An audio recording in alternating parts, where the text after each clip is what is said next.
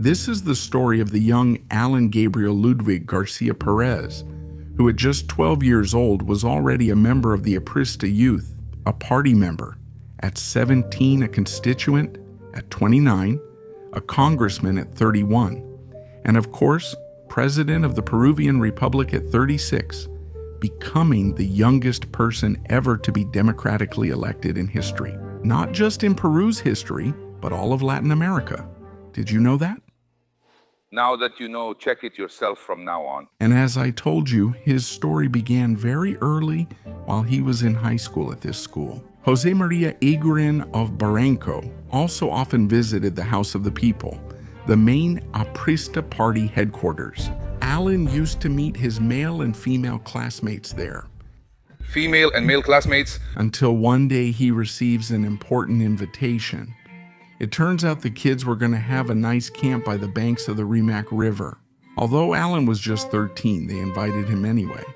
Alan replied, "All right, cool, I'm in," not imagining that afternoon he would make his biggest dream come true in this life, meeting his greatest idol.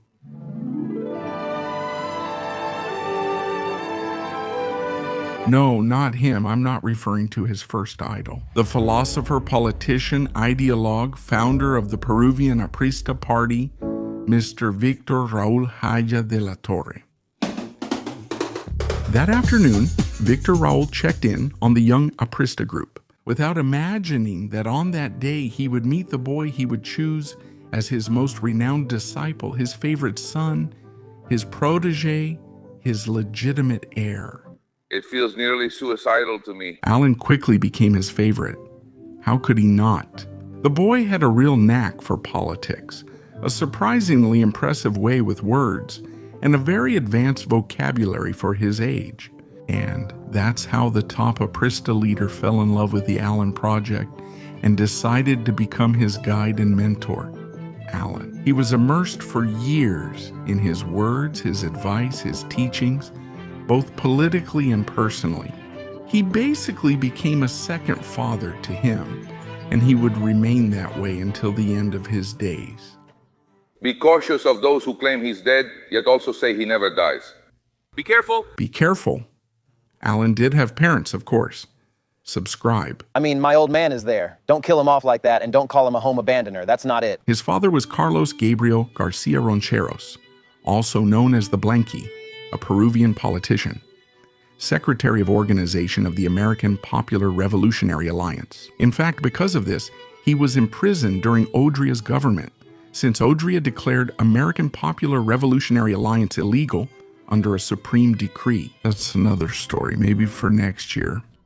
The sad thing is that Alan didn't meet his father until he was 5 years old. The one who was always there for him was this lovely lady, Nita Perez Rojas, a teacher, poet, and founder of American Popular Revolutionary Alliance in Camaná. In other words, Alan had American Popular Revolutionary Alliance blood running through his veins.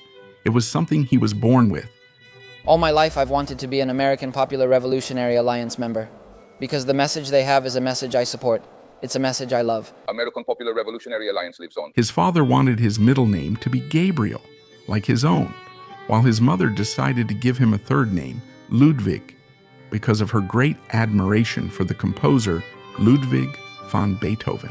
But his mother would leave him an even more important legacy. I'm talking about that peculiar talent for oratory, for expressing himself in front of people and empathizing with the masses. As a mother, I will be his first critic, I will be his constant observer, and if necessary, I will be his spur. I don't think that moment will come, thank you, Mr. Arita. But Alan was going to surpass his mother by a long shot. His talent was undeniable. He was a young promise in politics. And that was exactly what American Popular Revolutionary Alliance needed. And it needed it desperately. The party was aging, battered by long years of military rule. And Alan not only had the blood and the drive, but also that unique talent, so convenient for politics. He tells me, I want you to meet a new talent we have in American Popular Revolutionary Alliance, and you'll see that he's going to become president. and I listened to him. Honestly, he had an extraordinary way with words and was captivating. Alan was the greatest hope of the Aprista party, but he couldn't let up. He had to prepare himself. At 18, Victor Raúl told him to study law at the Catholic University, but he earned his degree at San Marcos, though some professors later claimed they never saw him in class. But anyway, it doesn't matter. In 72, Victor Raúl tells Alan, "Are you planning to get a doctorate at Complutense University of Madrid?" Alan attended, even though his name isn't on the list of doctorate recipients. But anyway, it doesn't matter, because in 74, Victor Raúl tells Alan, "You're going to study another doctorate in sociology at the Sorbonne in France, and that's it." And Alan did it, but he didn't get his doctorate there either. I mean, Alan was never a doctor. He only admitted it 40 years later. Until then, Dr. Alan Garcia. Dr. Alan Garcia, Dr. Alan Garcia, Dr. Alan Garcia. To Dr. Alan Garcia. Dr. Garcia, doctor. Well, it doesn't matter, Alan. Anyway, in Europe, you did much more than just study. Because in 1975, at 26 years old, you will meet the great love of your life, the beautiful Argentine lawyer, Pilar Nores. A woman with whom you would become irrevocably in love.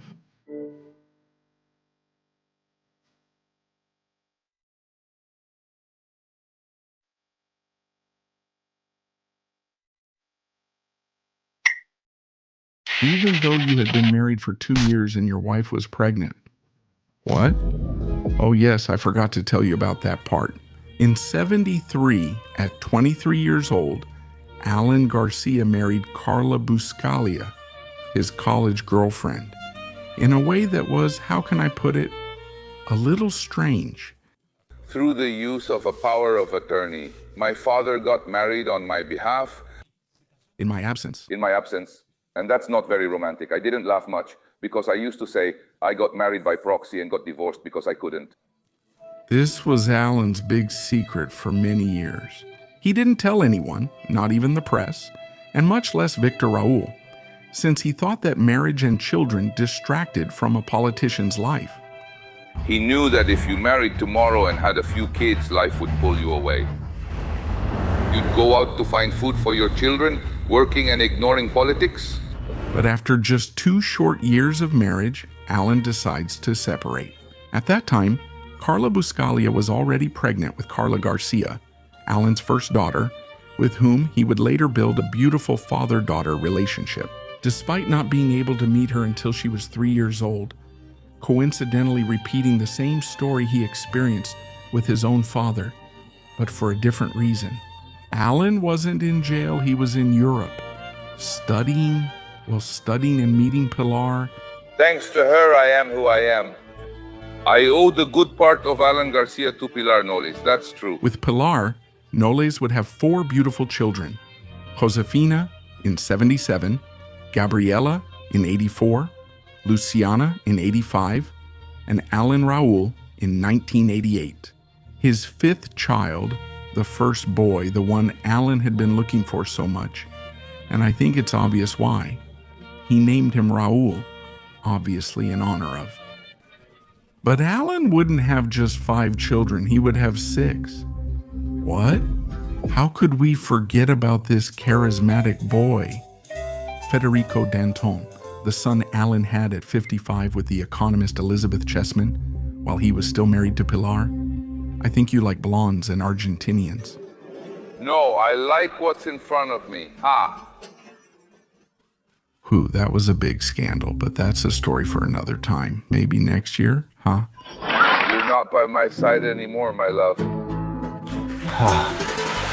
In my soul, I only have Age. Let's not get sidetracked. I just wanted to emphasize that Alan had an excellent relationship with his 6 children, and they also got along well with each other. Federico, let's go over there. Come on. Everything changes for Alan. One afternoon in 1977, when Victor Raúl picks up the phone, he calls him and says, well, "Alan, that's enough. Stop messing around and come back to Peru." I know you're going to Europe, you're happy there with your Argentina, but here we're living through a crucial moment. Velasco is no longer here. Morales Bermudez says he will return democracy to the country, so in 2 years there will be elections, so you have to come back. Don't forget my teachings, remember who you are. You are our hope. So Alan returns to his beloved Peru to take charge of his destiny and to be part of the plans that, of course, Victor Raul already had prepared for him. And not just any plan. He was included in nothing less than the Constituent Assembly of 1978 convened by Morales Bermudez and presided over by none other than the Aprista leader himself, where a new constitution would be enacted. In other words, the creation of a new constitution. That's the famous Constitution of '79.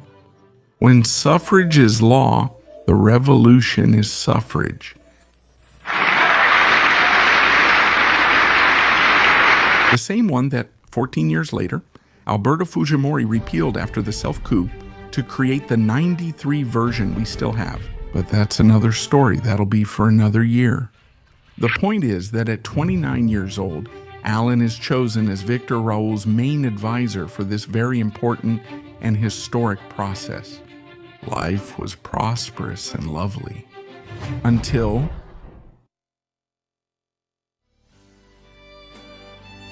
in August 1979, Alan must face one of the most painful moments of his life head on.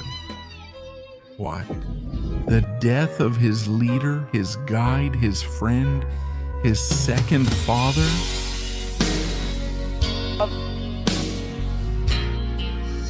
Of his death, of his leader, of his second father. The death of Victor Raul destroyed him. Emotionally destroyed. I have lived beside Aya de la Torre. My father lived beside Aya de la Torre. I was immensely privileged, as he is the smartest man we've met and the most remarkable our country has produced, a truly extraordinary, almost mythical figure. For me, more than a human being, almost an apostle of Christ, whether mutilated, whole, or dying. I will always be present to pay tribute to Aya de la Torre, a chosen visionary. But calm down, Alan. You need to recover and keep moving forward. Remember He lives in you. While all this was happening, Morales Bermudez was fulfilling his promise to call general elections after 17 long years of dictatorship. In these elections, Belaúnde Terry is elected president, and Alan, at 31, joins Congress after leading the American Popular Revolutionary Alliance list. 2 years later, he becomes the party's general secretary. Alan's career was on the rise, but there was a key moment, a springboard moment, that really made him take off. And I'm talking about what happened in 1982 when Alan decided to strongly confront the president of the Council of Ministers, Manuel Ulloa, in a congressional session where the vote of confidence in him was being debated. Alan bursts in. He creates chaos, tells him to go home. Among other things, this act generated a lot of comments, some negative, others positive, but mainly support. All this drew press attention, quickly making him the most famous congressman. The top opposition leader, Alan, becomes the trendiest politician. Will he become president? Congressman Garcia was well-rounded with charisma, education, and confidence. 6'4" with an imposing presence. Gallant, always firm, direct, and confrontational, he feared no one. He blended his bravery and boldness with populist actions. He reached out to the most needy sectors, visiting markets, squatter settlements, agricultural and fishing areas. He got along well with all social strata, and he always knew what to say.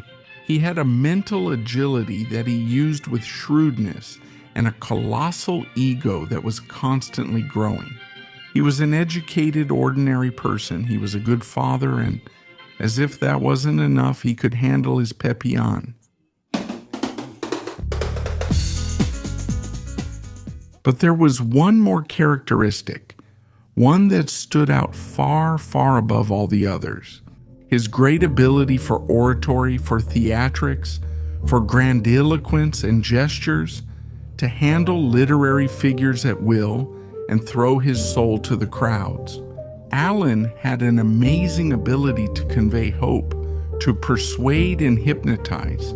Through that speech of a lyrical, sensationalist, demagogic nature, always in defense of the masses, the people, the poor, us, the poor, the middle classes. A lesson in generosity, solidarity, revolution. Let's show the rich that despite our poverty, we can still share. And that's because Allen knew who his audience was. His message wasn't aimed at the upper echelons. His audience wasn't at CONFIEP, the United Nations, or the Bankers Association. The majority of his audience was in the most popular sectors, in places born from change and education. That's where Allen managed to get through with his promises, to confuse with his rhetoric and hyperbole, turning many into true believers, into devotees of his so-called revolution, his anti-imperialism, and his promises of vindication. And all thanks to that very special talent. I dream that I am here weighed down by these prisons, and in another better state I saw myself. Life is a frenzy, an illusion, a shadow, a fiction. The greatest good is small, since life is a dream and dreams are only dreams. I don't know what I lose, I've said, but it has an impact. The same thing that would later lead him to achieve everything he accomplished.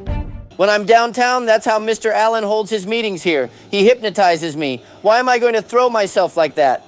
Like this, like this. And that it would also condemn him to do everything he did. Let us have the right to Peruvianize our government. In 2 words, we have been exporters of raw materials when the world economy needed raw materials, and now we are a debt-paying country when the global economy needs to collect it. We call this depending on external events. Let's focus on ourselves and what belongs to us. With this speech in hand, Allen runs in the '85 elections as the representative of American Popular Revolutionary Alliance, and his campaign was overwhelming. Meetings, meetings, and more meetings. Allen held meetings like no one else. In them, he delivered messages with a radical and status tone, expressed his rejection of the International Monetary Fund, and threatened to stop paying the foreign debt. And he claimed to have that magic formula that would revitalize our industries, create more jobs, better wages, and put an end to the 200% inflation the country was experiencing.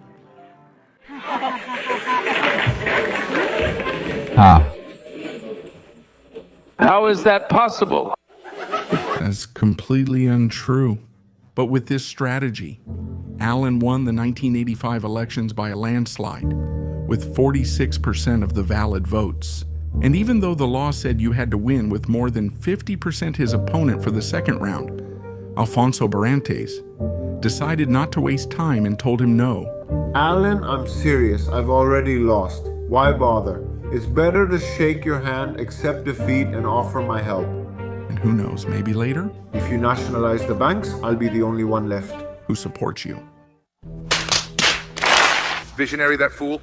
And that's how Allen becomes the youngest president elected in a democracy, bringing American Popular Revolutionary Alliance to power after more than 60 years since its founding. And so, with the presidential sash marking a diagonal across his chest, he would begin to build what would go down in history as the most disastrous government in our history. This exactly. Right now, he's starting to compare his achievements with what these past 5 years have been. Because what if I told you what happens next? Allen goes to the United Nations, insults the International Monetary Fund, blames them for world hunger, and says he'll pay the foreign debt as he pleases.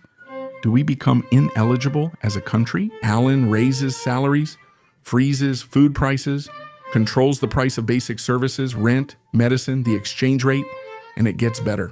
I won't even tell you everything that happens with the dollar. MUG, the Mirage planes, his connection with the Bank of Credit and Commerce International, the nationalization of the banks, the change of national currency, 2 opportunities, 0 foreign investment, depleted international reserves, the economic shock packages, the electric train, terrorism. It's better if I don't even tell you how all that dragged us into a super ultra mega hyperinflation of over 2 million%, to scarcity, recession, technological backwardness, endless lines, and so many, many more things that honestly I would like to tell you about, but that's another story.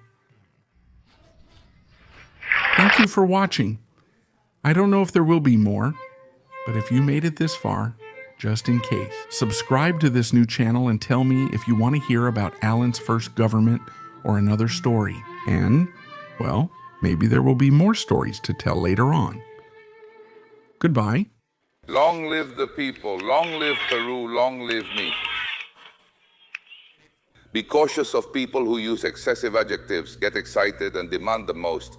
They're usually the first to flee when reality strikes. Be cautious, as the rabbit advises. Those who give speeches often vanish first when trouble comes.